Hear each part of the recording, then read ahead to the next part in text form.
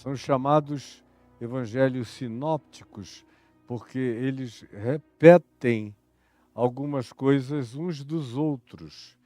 E eles são interessantes que assim sejam, para nossa amplidão mental e de percepção espiritual e histórica, na composição que a gente faz da cenografia, porque, por exemplo, ontem eu dei ênfase aqui, já venho dando, no ele meramente com a palavra expeliu os demônios, os espíritos.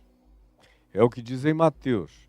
Mas se você vai para Marcos 1, 32 a 34, você vê que ele não se diz que meramente pela palavra, mas diz ele curou a muitos de todos os tipos de males, doenças e enfermidades.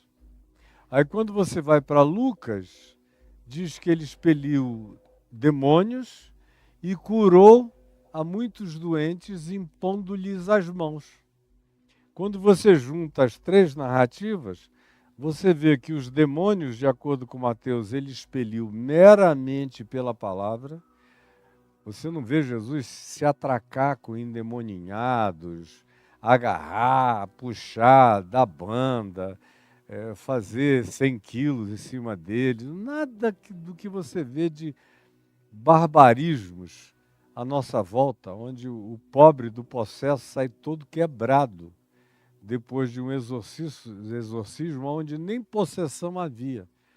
Na maioria das vezes, como recorrentemente eu tenho dito, o que há é histeria, descontrole, transtorno mental, psíquico, emocional, de todas as ordens, frustrações que emanam e que só conseguem fazer a sua catarse daquele modo que é logo definido e designado como possessão demoníaca nos ambientes religiosos.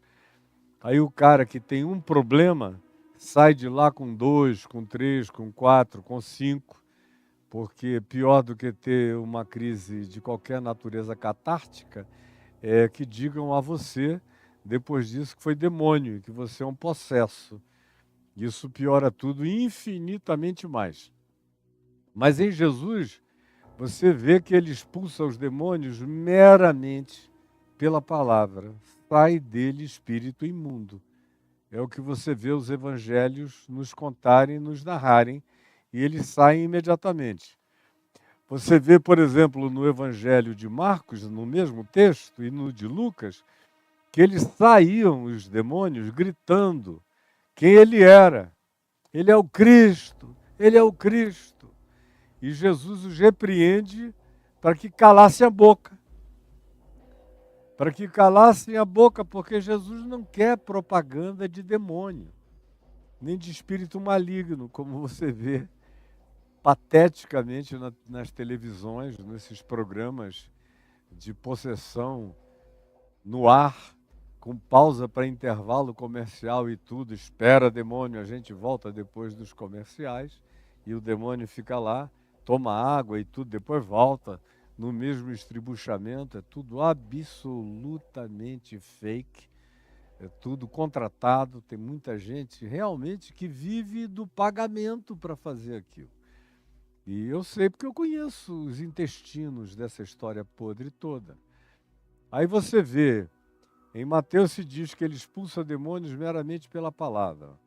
Em Lucas, a gente vê que os demônios saem gritando, dizendo ele é o Cristo, e Jesus os repreende porque não quer publicidade de demônios. Jesus não quer publicidade de demônios, não quer publicidade de Satanás. Ele não conta com nenhuma ajuda da treva. É por isso que ele é aquele que pode dizer, ele é aquele, preste atenção, que pode dizer, aí vem o príncipe deste mundo e ele nada tem em mim. Aí vem o príncipe deste mundo, ele nada tem em mim. Eu não devo um único favor a ele. Nunca contei com ele para nada. Diferentemente do que acontece no ambiente religioso, onde se conta com o demônio para tudo. Na realidade, sem demônio, a igreja contemporânea não cresce. Ela cresce não à base da pregação de Jesus, mas ela cresce com base no medo e no suposto poder que a igreja e seus pastores, que dizem, alguns deles já disseram, que expulsam demônios, inclusive quando não saem em nome de Jesus, os demônios saem com base no poder da raiva deles, da raiva. Demônio, eu falei em nome de Jesus, ele não quis sair, então eu fiquei com raiva, falei, agora! Aí o endemoniado contratado diz, hein? Deixa eu sair da reta, porque senão vai sobrar para mim. Quem vai apanhar sou eu. E eu não estou aqui contratado nem pago para levar uma surra. Mas eles dizem que expulsam no seu próprio poder, na sua própria raiva, na sua própria gritaria. E só gente que não conhece nada de quem é Jesus, de como é o Evangelho, de como são as práticas ensinadas por Jesus, é que se deixa enganar por tamanha loucura, como essa que a gente assiste a todo lado, em todo lugar, tragicamente, e que as pessoas, como diz o Salmo 73, bebem disso a largos sorvos, engolem de guti, guti, guti, guti essa loucura, esse veneno, essa dissimulação toda. Então, você quando compara os textos, você vê esse encaixe. E a ênfase de Mateus é que os demônios saem meramente pela palavra. A ênfase em Marcos e Lucas em Marcos, ele curou a muitos de todas as formas e tipos de doenças. E em Lucas, expulsou os demônios e curou os doentes impondo-lhes as mãos. Aí você monta isso tudo, tem uma cena. Agora, o contexto nos 3 evangelhos sinóticos, Mateus, Marcos e Lucas, é o mesmo contexto. Ele vem numa sucessão de curas e as multidões entrando em estado de perplexidade fetichizante. Perplexidade fetichizante. Aí Jesus, que abomina o fetiche, que não faz discriminação entre fetiche e fetiche, fetiche para ele é um só, e qualquer coisa que seja fetichizada perde a sua essência, é roubada do seu conteúdo e do seu significado, até mesmo ele, Jesus. Por isso é que no verso 18 do capítulo 8 se lê, depois de tanta cura, de tantos milagres, de tantas multidões olhando, ai, que coisa, querem levar pedaços dele, todo mundo quer tirar pedaços, querem sacralizar, e Jesus não é sacralizável. Jesus não tem nada a ver com o sacro.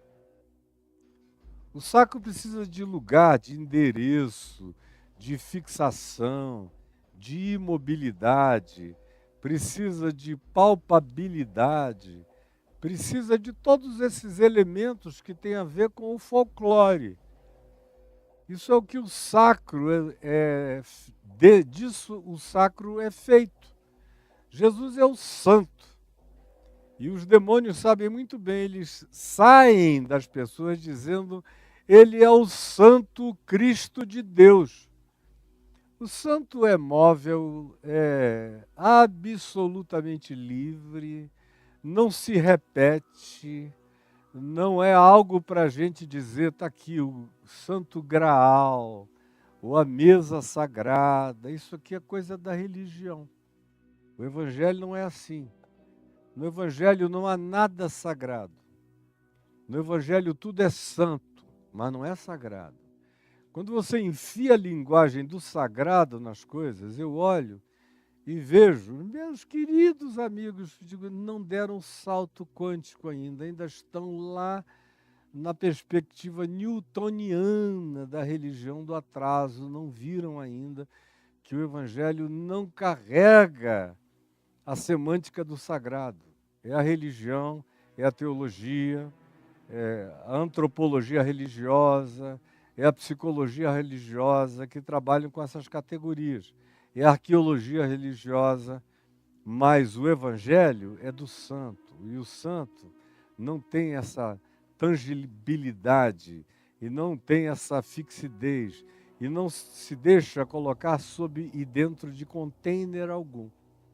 Aí quando vem as multidões e começam a olhar para ele, com aquele olhar de sacro adoração, de sacro fetichização, de sacro admiração, que é o passo seguinte é querer pedacinhos.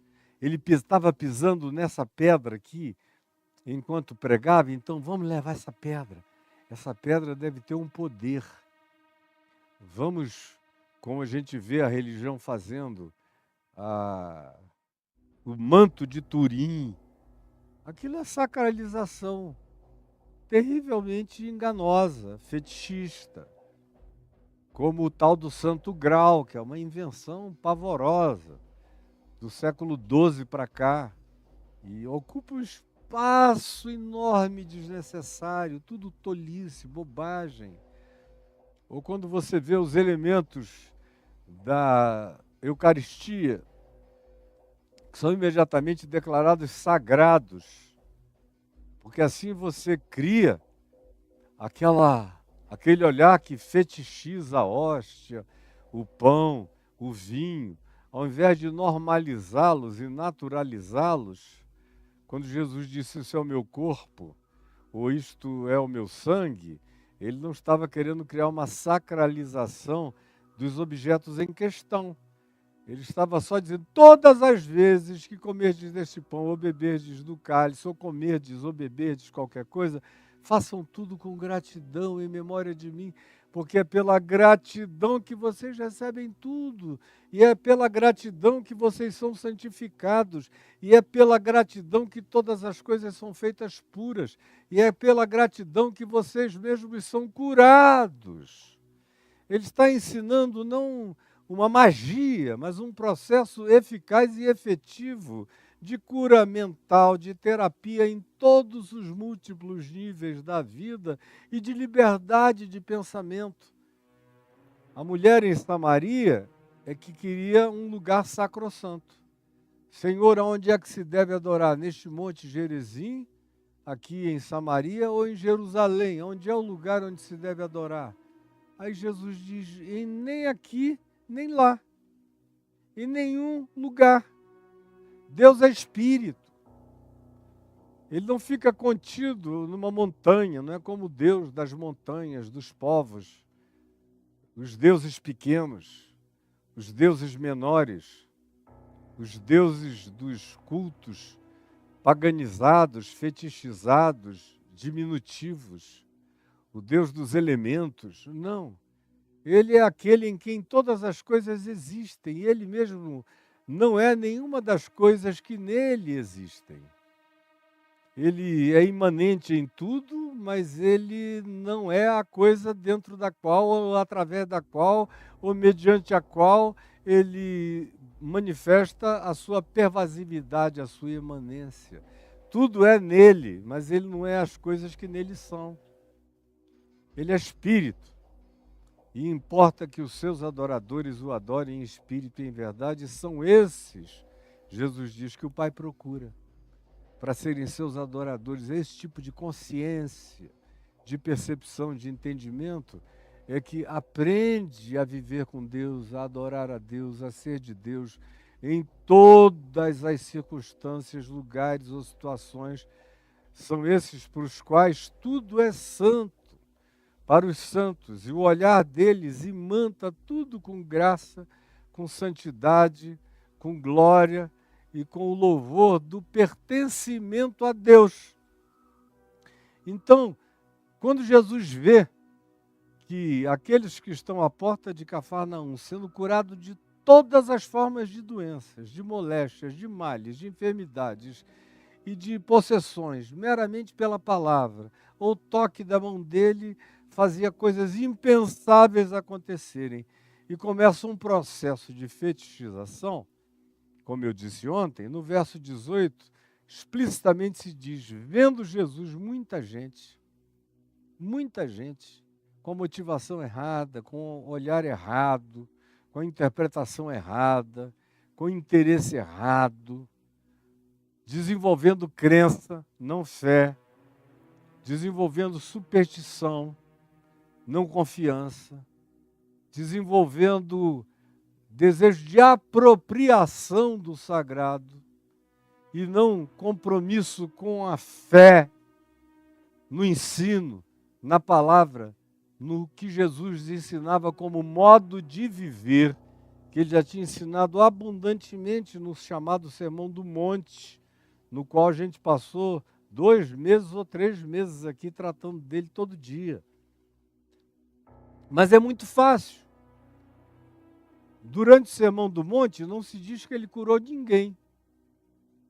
Mas basta que o ensino cesse um pouco e inicie-se um processo de curas, que na mesma hora o ensino todo é esquecido e vem a convergência de todas as admirações, interesses e perspectivas para a cura como modo precípuo e como modo operandi preeminente, proeminente nas ações divinas em favor do homem, do ser humano, homem ou mulher ou quem quer que seja humano. Aí Jesus vendo, ele olha e ele vê, e ele não gosta do que vê. Totalmente diferente de como a religião vê, como eu disse ontem, a religião julga o mundo dizendo vox populi, vox dei. Tem muita gente, então Deus está falando, está aqui. Quando na realidade não é nada disso. Como eu disse ontem, frequentemente aonde o povo fala em grandes multidões é onde menos Deus está. Isso é um princípio bom para a democracia, quando ela não é manipulada pelo populismo, pelas fake news, pela destruição das instituições que lhe dão equilíbrio. Mas mesmo a democracia, a gente está assistindo no mundo inteiro, como ela está em estado de derrocada por causa do populismo, das fake news e da alteração das estruturas institucionais que lhe dão as medidas de pesos e freios e balanços necessários para que ela se equilibre em harmonia básica. Do contrário, a voz do povo é a voz da fake news, é a voz do engano, é a voz do populista, é a voz de tudo que deteriora e que acaba com o equilíbrio social. E para Jesus é pior ainda, porque ele não está lidando com uma democracia. Ele é o reino de Deus encarnado.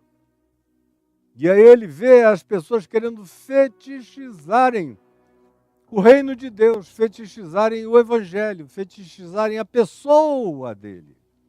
Aí ele segue, vendo Jesus, muita gente, toda cheia de admiração e culto às curas que ele fazia, vendo muita gente ao seu redor, ele não disse, oba, aleluia, que sinal do reino de Deus, tanta gente comigo. Ao contrário, o que ele fez? O texto prossegue dizendo, ordenou passar para outra margem do mar da Galileia, a outra margem. Ele interpôs entre essa multidão ávida por mais cura, mais milagre, mais ações de benesses de Jesus em favor deles, mais facilidades, mais teologia da prosperidade, teologia da cura divina, teologia do domínio. Deus agora é nosso, Deus está sob o nosso controle, Deus está realizando os nossos caprichos, as nossas vontades, os nossos desejos.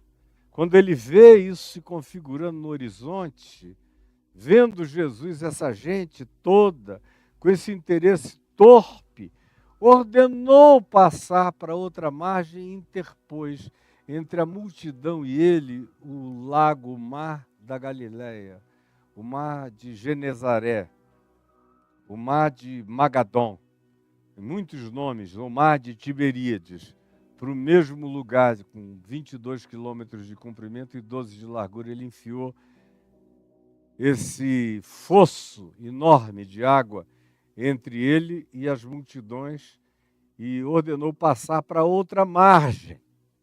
Agora veja aqui, preste atenção, você que está comigo em todas as plataformas, preste atenção.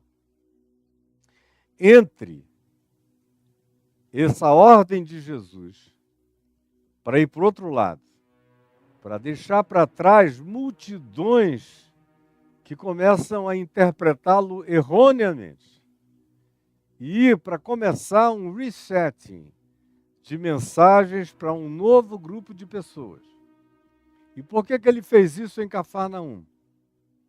Porque quando você acostuma pessoas só com milagres e com expectativas dessa natureza, preste atenção. Elas ficam cínicas. A gente vai ver mais adiante, quando a gente chegar aí pelos capítulos 11, 12, e aqui mesmo no Evangelho de Mateus, o que Jesus diz para o pessoal de Cafarnaum, que foi onde ele começou a fazer essa sucessão de milagres para todo lado, onde ele detecta essa doença da fetichização e ordena que preparem um barco para irem para o outro lado, para criar um fosso, uma separação. Lá na frente ele vai dizer, quando ele volta, e outra vez as curas e os milagres voltam a acontecer, por onde ele passa isso acontece naturalmente, ele diz, ai de ti, Cafarnaum. E a denúncia que ele vai fazer é essa, porque vocês ficaram cínicos. Porque excesso de milagre, de sobrenaturalidade, de curas divinas, de paranormalidades, de todas essas coisas que fazem a gente transferir a cognição do espírito da absorção da palavra do Evangelho para as materializações da sobrenaturalidade, ou da paranormalidade, ou da sacralidade milagreira. Toda vez que a gente faz essa transferência pelas manifestações das curas e dos milagres, a gente vai caindo num estado de cinismo. A gente naturaliza a mensagem do Evangelho e a gente vive agora da expectação milagreira, o que é profundamente cauterizante. Cauteriza, preste atenção. Talvez você seja infantil demais para entender o que eu estou dizendo. Ou talvez você seja apressado demais, ou talvez você já esteja comprometido demais com o oposto daquilo que eu estou falando, e para você isso chega como uma coceira nos ouvidos, mas eu estou dizendo a absoluta verdade do Evangelho. Na realidade, você olha, por exemplo, para os movimentos que dão ênfase em curas, milagres, sobrenaturalidades, exorcismos o tempo todo, e você vê que o povo desaprende completamente o Evangelho, se é que um dia aprendeu. Na maioria das vezes, nunca aprendeu nada de Evangelho e nem quer. Eles são capazes de ficar ouvindo alguém falar 1 hora sobre dinheiro. Por quê? Porque ao final tem uma promessa de que se você der este cálice para Deus, você vai ganhar 100 desses iguaizinhos. Deus vai te dar o cêntuplo. Aí eles querem ouvir aquilo ali porque já sabem que é um camelô e que ao final vem uma proposta equivalente a milagre, a cura, a supranaturalidade, a sobrenaturalidade, a qualquer outra dessas coisas. Mas a palavra mesmo, eles não querem ouvir. Não querem ouvir. Era assim com Jesus, é assim comigo, é assim com qualquer um. O Evangelho puro e simples não anula o impor as mãos, o orar pelos doentes, o expulsar demônios, Pelo menos não na minha vida, nem na vida do meu pai, nem nas vidas daqueles que mais de perto me inspiraram, como o reverendo Antônio Elias. Foi a partir do Evangelho, a partir da prática de Jesus, dos apóstolos de Jesus e dos homens que mais influenciaram a minha vida, a saber, meu pai e o reverendo Antônio Elias, que eu aprendi a prática desde jovenzinho, desde que eu desabrochei para a consciência pessoal do Evangelho em mim, aos 18 anos de idade, que eu passei a praticar exatamente como Jesus praticava. Eu ensino o Evangelho do Reino, a palavra do Reino. Evangelizo os pobres e os aflitos e os angustiados de coração. E expulso demônios aonde quer que eles apareçam diante de mim, não sobrevivem. Nunca tiraram onda e sempre saem. E saem até aqui enquanto eu estou pregando, tem gente ficando liberta em todos os lugares aonde quer que haja alguém necessitando de libertação. E eu vejo, posteriormente eu ouço os testemunhos variados. E nunca deixei de orar pelos doentes, pelos enfermos, de lhes impor as mãos, de ungi-los com óleo, nas práticas mais simples, ordenadas ou praticadas no Evangelho. O meu coração não está no 2º século, nem no 3º século, nem no 4º século, nem no século 21. Eu sou um homem do 1º século, do início do 1º século, andando com Jesus. Eu estou aí, vivendo com Ele, até o ano 33 da sua vida. A partir daí eu julgo tudo mais comparando com o filtro de Jesus. E é com Jesus que eu quero me parecer, e é só com Ele que eu desejo essa semelhança. Eu não tenho nenhuma outra ideia de assemelhação que não seja essa com Jesus, conforme o Evangelho, segundo as narrativas mais simples, objetivas e diretas sobre a vida dele, sem nenhuma forma de gnosticismo esotérico, nenhuma distração mágica.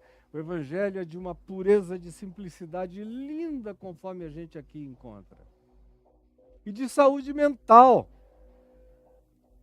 Porque ele, vendo que havia já uma perversão em curso, que ele haveria de denunciar mais adiante para o povo de Cafarnaum, dizendo: vocês ficaram piores do que o pessoal de Sodoma e Gomorra, do que o pessoal de Tiro e de Sidom, porque vocês naturalizaram a graça de Deus, o milagre de Deus, a vida de Deus, e acharam que eram proprietários disso só porque eu morei entre vocês. Conclusão: o estado de vocês ficou pior do que o daqueles que vocês consideram os piores de todos. Vocês vejam como é fácil a gente perder a sintonia com o significado e com o espírito do Evangelho do Reino de Deus. Vendo Jesus, muita gente ao seu redor, disse: vamos sair daqui, porque aqui, mesmo sendo comigo e com a minha presença, a mente humana tem uma capacidade de perverter qualquer coisa, inclusive a própria manifestação da minha presença pode ser completamente encapsulada, refabricada, reprocessada numa outra perspectiva, e eu não darei ocasião a isto. Vamos daqui para outra margem,